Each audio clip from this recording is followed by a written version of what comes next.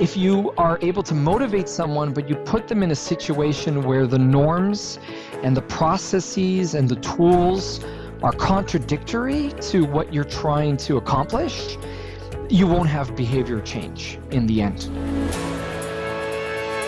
Today, I'm excited to welcome Randy Matusky to the show. Now, Randy and I had a very interesting conversation today. In fact, it's it's quite different episode than we normally do. Randy was curious. He's been working with a particular change management model, which he'll explain, and there's 6 buckets to this model, and it was really interesting to kind of we walk through what that model is.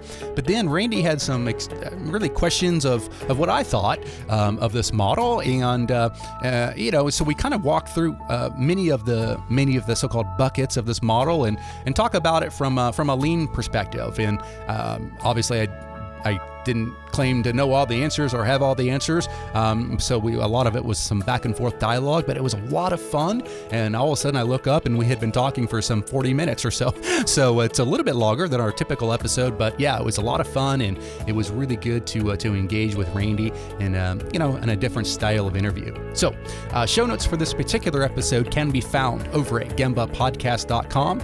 Just look for episode 277. You can also check out Gemba Academy's Lean Learning System over at gembaacademy.com. Okay, enough from me. Let's get to the show. Randy, welcome to the show. How's it going? Hey, it's going really well. Thank you for having me on, Ron. Oh, you're welcome. Thanks for coming on. All right. Well, Randy, I know you're a listener of the show, and as you know, we like to kind of begin all of our episodes with our guests sharing a quote. So do you have one? I do. It's a bit of a long one. Is that okay? Yeah, for sure. Okay, perfect. So it's from Eliyahu Goldratt, and the quote goes, "So the minute you supply a person with the answers, by that very action, you block them once and for all from the opportunity of inventing those same answers for themselves. If you want to go on an ego trip to show how smart you are, give the answers. But if what you want is action to be taken, then you must refrain from giving the answers." Yeah. Mr. Goldratt had some wisdom. Yeah, he did. And I actually wanted to pick a quote from Mr. Goldratt just because the goal was my first introduction to continuous improvement. One of my former managers, Mike Boos, who's now a good friend and mentor, he took me aside one day and he said, "Randy, I really think you should read this book." And my background wasn't in manufacturing. I'm not a quality engineer. But he thought it would be beneficial, and it really was. And from that, that's really the start of my continuous improvement journey. So I wanted to pick something from him. Nice, I love it. Well, speaking of your journey, let's hear about Randy and your background. I guess you just gave a little bit of a origin story of one of the earlier phases of your career, but just tell us about who you are, and then we'll jump into the topic of the day. Yeah, sounds good. So really my background is organizational development and learning and development. So my passion is for coming in, helping to analyze a particular problem, get to the root cause, and develop some type of organizational development or learning program to help fix that. So my work around lean really has been assisting in developing white, yellow, and green belt classes, and assisting some black belts with some 3 or 4 day Kaizen events, and really from the learning side of the journey. And that work actually it kind of led me to the topic I was hoping we could discuss today, just because myself and some other colleagues, we were finding that a lot of the learners were leaving the classes energetic and pumped and really primed and ready to start implementing some of the tools, the lean tools and methodologies. But then after a couple weeks or a couple months when we would check in with them, very few actually were. Many were getting bogged down with the whirlwind of work that they were facing, and they didn't have the resources or tools available to start implementing and starting their lean journey. So we were seeing, or I was seeing a real blockage around performance and behavior change, and it led me to start exploring some change management and behavior change models, and one that really stood out was Gilbert's behavior engineering model.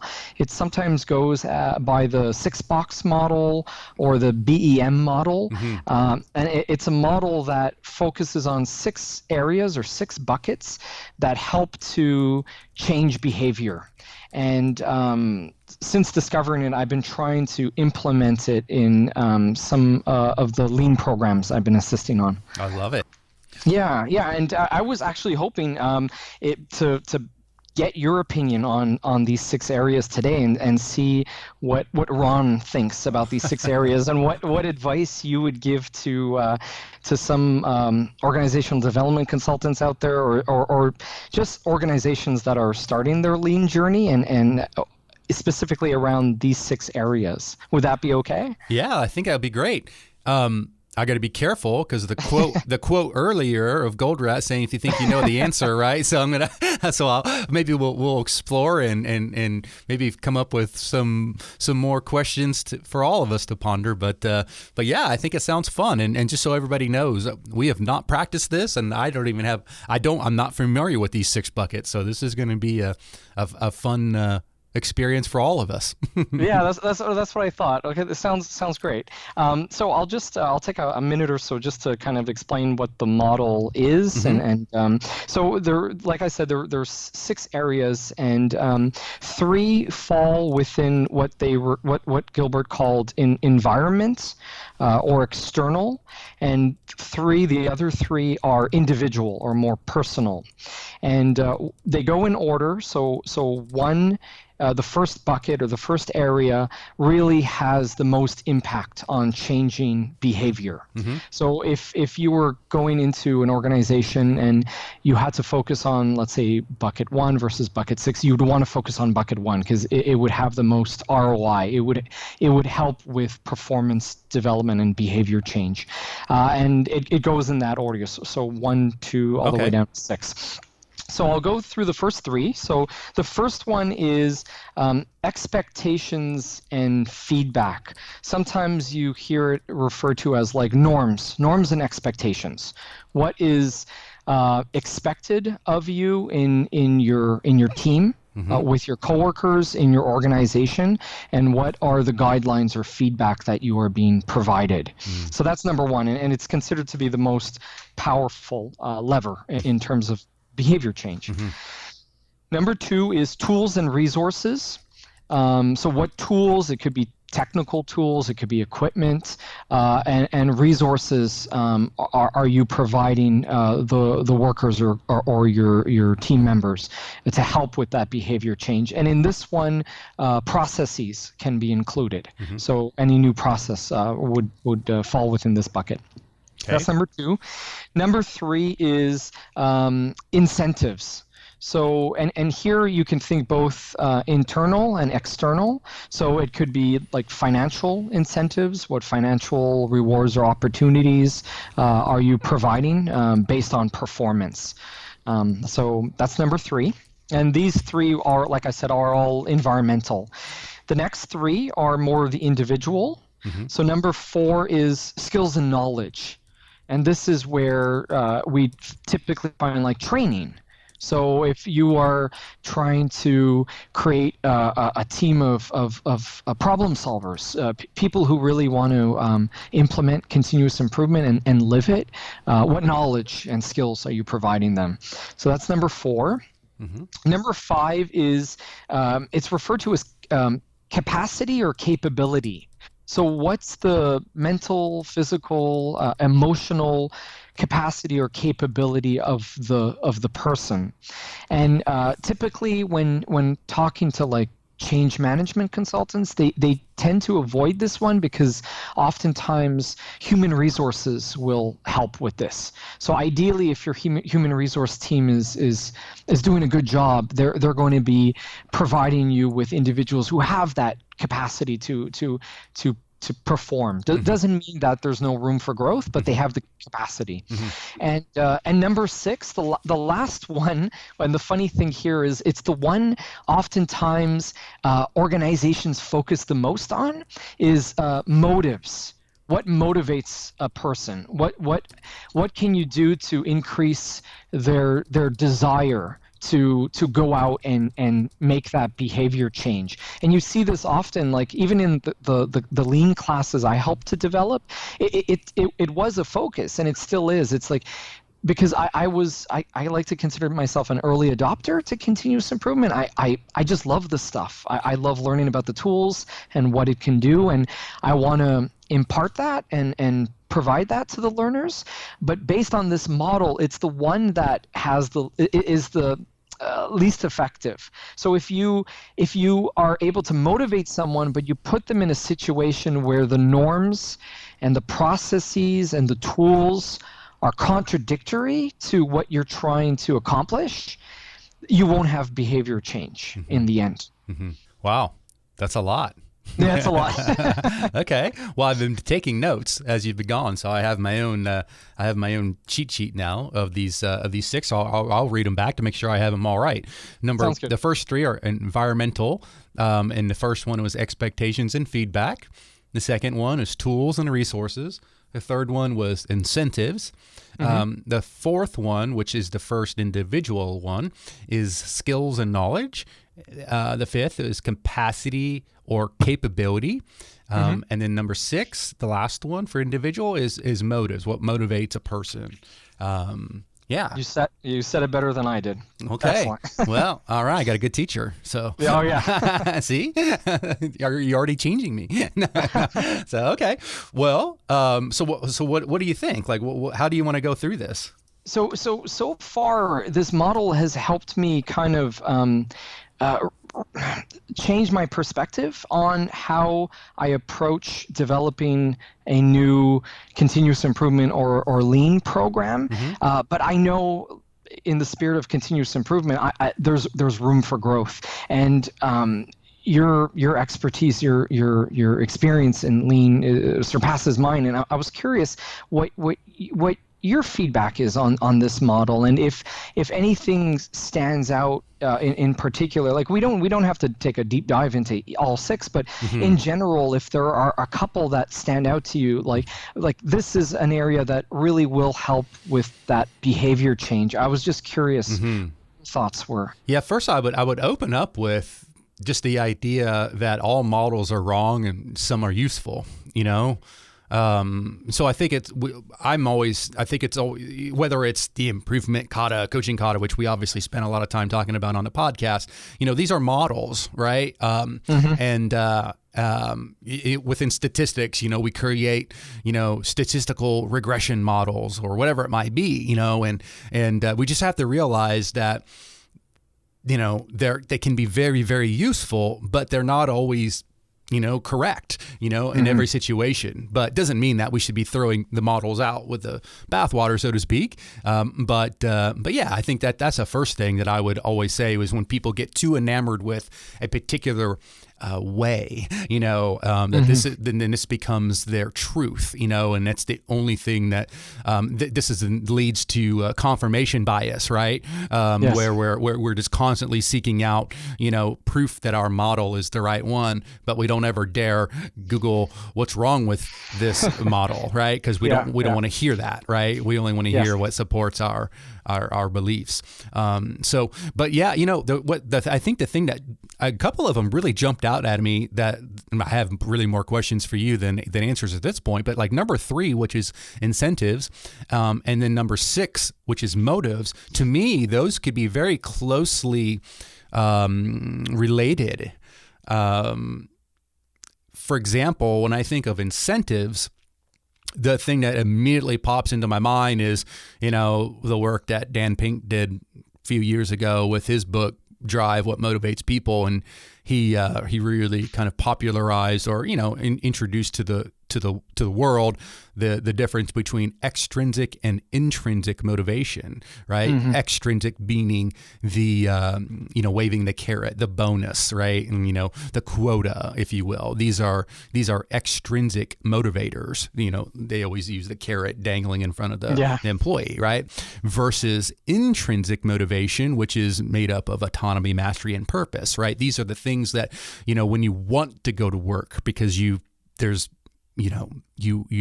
understand your work, you have purpose, there's meaning, you believe in the cause and the why, as Simon Sinek would say, right? Like this is intrinsic motivation. And what they will say is, extrinsic motivation can be effective for some employees, like perhaps on an assembly line or something like that, where you kind of gamify the work. That can be effective. But what research shows is that beyond that, when you get into, kind of management, supervision, upper echelons of a company, that extrinsic motivation really doesn't work all that well. Mm-hmm. So that one and what motivates people, to me, really could complement or perhaps make it more difficult to be successful. What do you think about that? No, I think that sounds great. For me, my takeaway for that bucket or that area so far really has been the incentive of helping the learner become a problem solver. Like for me, the tools are great. I really love the lean tools. They're powerful, but I want to make sure that at the end they feel confident to take ownership of a particular process that is driving them nuts and really try and seek a way to improve it, to make their daily work better. And it kind of goes to Goldratt's quote that I started with, this idea of, and that's why I love lean. It's not about just providing the external incentive, providing the answer, but empowering the person to, for sure, motivating them to improve. Yeah, it sounds very intrinsic motivation, right? Like it's helping people find the meaning behind the work, right? Correct. And understanding the why of the company, or even of that particular lean tool, or particular problem we're going after. Here's why we're going after it, and here's why, hopefully you care, right? And then they'll buy into it, and then this is when passion can get involved, right? So, but those are the first two that just really jumped out at me. The first one, expectations and feedback, for sure. I think that's very well positioned. People want certainty, right? That's a very important part of people's happiness in their ability to do good work, is that they understand what's expected of them, and they know that if we do certain things, then we can expect certain results or certain benefits, if you will. So yeah, I think that, again, that many of these all tie together to me. Because expectations and feedback done correctly directly leads into intrinsic motivation, right? Because we're explaining, here's what we want, and here's how we're going to give you the feedback, but here's why we want it, right? This can't be if we just say, I expect you, Randy, to do X, Y, Z, and I'm going to give you weekly feedback by sending you an email. Well, that's not going to be very empowering. No. Right? No, not at all. You're like, great, I look forward to that email, And for me, I think too, like I've met many managers actually who they'll see, oh wow, okay, the organization is launching a lean program, and that sounds great. We have a lot of problems and processes that need improvement. I'm going to send a handful of my direct reports to this training, and the manager doesn't go to the training. The manager really doesn't speak the lean language, doesn't really know what the core of a lean transformation is. And then the employees get back, and the manager just expects, okay, well, you were at the class now. Make us lean. Yeah, exactly. Make it lean. Yeah. And so for me, it really kind of, it was that aha moment of, well, if you want performance to change, if you want behavior, like habits, healthy problem-solving habits, the managers really need to be involved, and they need to be coached around that idea of how to provide feedback within a problem-solving environment. It's not this, okay, you're doing it well, and so-and-so isn't, and do it this way. It's more about helping them on their problem-solving journey. So, yeah. Yeah, and I think that the frequency of the feedback is critical, right? Kind of as you led on there. I mean, if we, the old school, here's your annual performance goals, Randy, and I'll check back in with you in 6 months, and then a year later, I mean, this is horrible leadership. And if anyone's still doing that, please stop, because it's just the worst way to, first of all, you're wasting your time and you're wasting your employees' time, because all they're going to do is game it to make sure they hit that metric at the expense of everything else that's probably important, right? Yeah. So this is why having this more of a coach and learner type relationship is so effective, right? Is because we can shorten that runway, right? We can say, well, Randy, what are you working on? This, cool. What do you think's going to happen? This, when can we find out? And then there's anticipation, right? There's excitement because I don't know, you don't know. Then you come back together. What'd you find out? And we're all genuinely interested. Now you talk about, so now we have expectations and feedback covered, and you're probably motivated, and heck, I'm motivated, right? Yeah. Because we're going to be learning, right? And so the true incentive, to your point of creating problem solvers, is a learning environment, right? Where we're discovering and we're growing, because ultimately that, that's what it's all about, right? If you don't mind, I have a question for you on that topic. So how, I'm curious how you would handle, because I see it often where a manager will say, I get it, the 6-month performance eval, the annual performance eval, it's really a waste of time. I need to provide, more of that feedback loop, but I just don't have the time. There are too many fires. I know about going to the Gemba and being present. I don't have the time to provide that level of feedback. I'm curious, what any advice on answering a manager? Yeah, well, they don't have time because they're not leading, first of all. And so you do have to take a few steps backwards from time to time. If you have a very traditional firefighting where you reward firefighting, right? This is what we see often, is the people that get promoted you're really a vice president, senior vice president of firefighting. You've grown up through the ranks because you're great at putting out fires. Well, this is a lousy way of operating a company, right? And these companies are the ones where the people are saying, I don't have time. And you know what? They're right. They don't have time because they have lousy leadership habits, right? And so if the person says, oh, I know about Gemba walks, or I know about going to Gemba, or going to the place the work is done, and I know it's important, and I'd say, and do you do it? Well, and those, and many times they don't. And if they do, it's really more management by walking around where they're just kind of going through this rogue kind of, litany of check the box. Yeah. It's not really engaging with the people. So if people are stuck in that firefighting mode, and where firefighting is going to be rewarded, first of all, they got to break out of that rut. you know, I mean, and then they got to stop and they got to realize that the definition of insanity, right, is doing the same thing again and again, expecting different results, you know. Yeah, that's a good point. And so we got to change the way that we lead. And many times, you know, what did Pogo said a long time ago? We have found the problem, and he is I, right? Yeah. And so many times these people that are saying these things, they're the ones who have to change. We had a guy call in here to Gilbert Academy earlier this week, and he's a lean kind of experienced guy, you know, in other companies and whatnot, and he's in charge of this new company, and things have gotten away from him a little bit. And he says he looked around and he looked at his desk and his office and his environment, and it was just a complete mess, you know. And he took full accountability. It was pretty powerful to hear it, you know, that he took full responsibility for their lack of success and their lack of, you know, lean culture. And he realized it started with him, you know.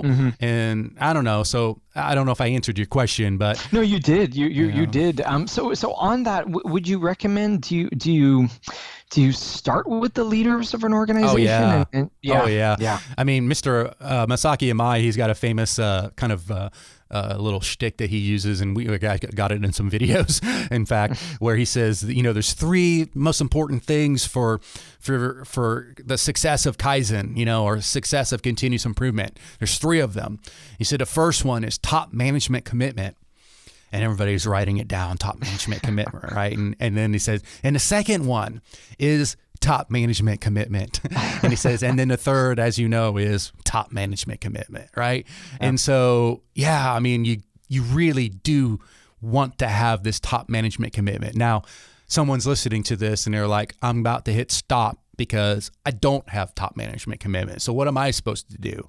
You know, give up? And no, I wouldn't say. I would say, first of all, don't stop the podcast just because you don't have it. Okay, there's still things that the individual can do to move their organization forward, and many of it is sometimes leading up, so to speak, right? And trying to respectfully help their leadership, you know, find religion or whatever you want to call it, right? Yeah, you know, yeah. And so, but yeah, I mean, if you're a leader, you know, you gotta, and you want to go down this route, you can't just say, hey, Randy, Ron, why don't you go to this lean class over there? Or, hey, we'll go watch these Gemba Academy videos or go listen to this podcast. No, me as a leader, you, like Randy as a leader, we got to go first. Yeah. You know, we got to lead by doing. And it didn't mean that I'm going to be an expert at all the things, but I got to know, you know, what's up and why we're doing this. And I got to let everybody know that, listen, Randy, I'm going to empower you to become our expert, but I'm going to be with you. And here's why we're doing it, right? Expectations, you know, feedback, you know, incentives, all of these things are starting to come in, right? And it's okay that you go on to be the subject matter expert in all things lean, and maybe the vice president's not, right? They might not be able to go out and do all the things, but they at least have an understanding of the strategy, the vision, and they know enough to be dangerous, so to speak, right? As far as what's going on out there. They can go ask intelligent questions. They can say, hey, Randy, what are you working on? Cool. What do you think's going to happen? Cool. What actually happened? What did you learn? You know, and they can engage in that routine of learning, right? And so the organization is now a learning organization, led from the top, you know, driven from the top, you know. Yeah. And it must be empowering, like, just to see, like you said, like, not all vice presidents have to be lean experts or black belts, but if your VP sees you and just stops you and say, hey, Ron, you know, what's your next target condition? Yeah. Well, you know, what's that next step? Yep. For me, that would be a huge motivator and empower me on my continuous improvement journey. So, and even more so, Randy. So I say, what's your next step? And I'm not involved. I'm not your coach, right? I'm just the vice president. And I say, what's your next step? And you say X, Y, Z, and you're going to find out on Friday. How cool would it be for that manager or that vice president? Hey, Randy, not to put you on the spot, but I'm curious, man. You know, you told me on Wednesday that you were going to find out about that thing on Friday, and well, it's Friday. What did you learn? I'm dying to know. Can't sleep, you know, and really mean it. And goodness, what kind of message would that send you? This guy cares, you know? Talk about true cultural change. Yeah. And it doesn't take much time, just a couple minutes and just honest conversation. Yep. No, thank you, Ron. That really does answer my question. Thank you. Yeah. Yeah. What other questions you got, like, as it relates to this model? I mean, again, I maybe we could just brainstorm ideas more than me throwing out answers, but.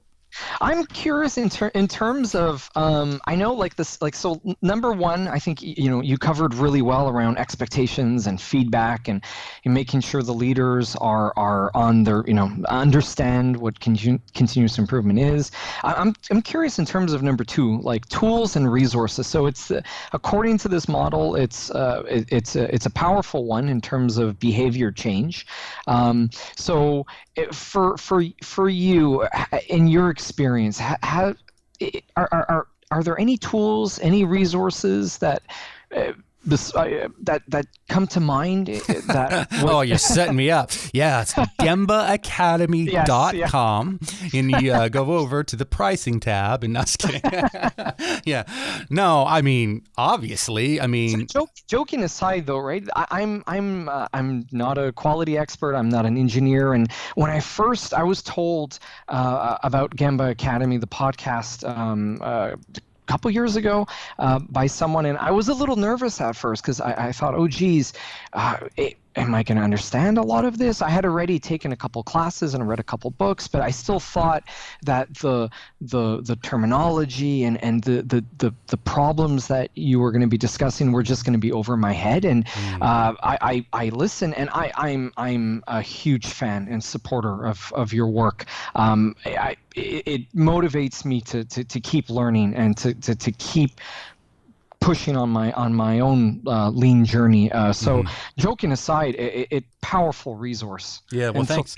Yeah, what's interesting is kind of our model really as our company is, we had a lot of videos and podcasts and blog articles and this and that, a lot of information, to give to the world, and a lot of it's free even, because we just want to help the world. And but what's interesting about it is what I would say is, it's not about the videos, it's not even about the podcasts. It's not about the blog articles. It's not about this or that. It's about, it's about what you do with the information, And so I'd rather, sometimes, we'll get the situation where someone's kind of treating it as more of a check the box, we got to go watch these videos, as part of our learning development, to, back to that, that 6 month check-in or that 1 year, you got to go watch these videos for your, for your job performance or what, and it's like, it's better than nothing, I guess. Watching a video hopefully will help them in some ways, but I would rather watch one video, listen to one podcast, and then go do something with it and then see what you learn from that, right? So what I would say about the tools is first of all, it is important to learn as much as you can and never stop learning. One of the things that drives me nuts about our movement, our continuous improvement movement is, the lean guy who's like, oh, you're black belt, green belt, they get all negative Nancy about this or that, and then the Six Sigma guy, you lean guys, it's all simple, go stand in your circle, whatever, it's like everybody just needs to like kind of chill out a little bit and just realize that there's value in knowledge, right? And the more knowledge you have doesn't necessarily mean you have wisdom, but you've got knowledge, and that can be helpful. Now, it can also be dangerous if you every time you get a hammer, you go walking around looking for anything to smash, right? So you got to balance it as well. You got to realize that just because you learn something doesn't mean you got to immediately run out and use it, because you want to wield the tool when it's needed, right? And this is where more of a scientific thinking pattern can really help, because when we identify obstacles or we identify things that need to be overcome, that's when the correct tool should come out, not the other way around. We shouldn't have to say, I got a tool, where can I go use it? Yeah. Right? But process maps are so fun, and I just want to do it all the time. Yeah, no, for sure. Yeah.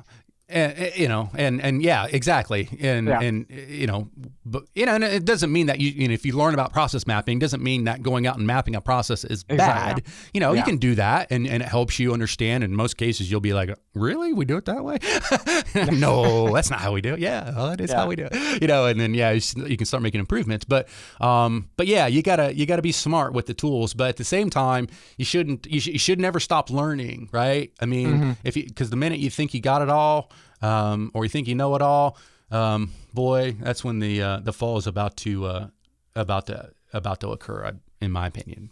Yeah, thank you, Ron. And if I would just add too, because I know for me, I mentioned earlier, like my introduction to continuous improvement was through my manager, who's a good mentor now, Mike Boos, who just said, please read this book. And for me, if those listening, if you take one thing from this podcast, find your favorite, Gemba Academy episode, your favorite lean book, and pass it on to that person who you could see has that problem-solving nature, and maybe is very new to it, or hasn't been exposed to lean at all, and just say, you know what, please take the time, listen to this episode, read this book, and because for me, if Mike didn't do that, I don't know if I ever would have taken that step towards lean, because at first, for a lot of people, I've spoken with, one of the first messages is, but that's for the engineers, that's for the quality experts, that's for manufacturing folks, and not really. A lot of these concepts could be applied literally like anywhere, any work environment. I just got done interviewing, and episode probably aired last week, so the people have already heard it maybe if they listened last week, but a gentleman who he's in the Netherlands, and he works in a healthcare facility with mentally and intellectually disabled people, right? And he's applying Lean, Six Sigma, all that to, improve the work that they do for these very, incredible people, right? And so, I mean, this stuff knows no boundaries, right? Yeah. So, yeah, very good. Well, my goodness, look at that. 40 minutes have gone by. It feels like it's flown by. It's just been fun. I know, it has. Yeah, I mean, any final kind of words of wisdom, a final question or anything like that? I mean, we could do a part 2 interview down the road if other stuff pops up. This was fun.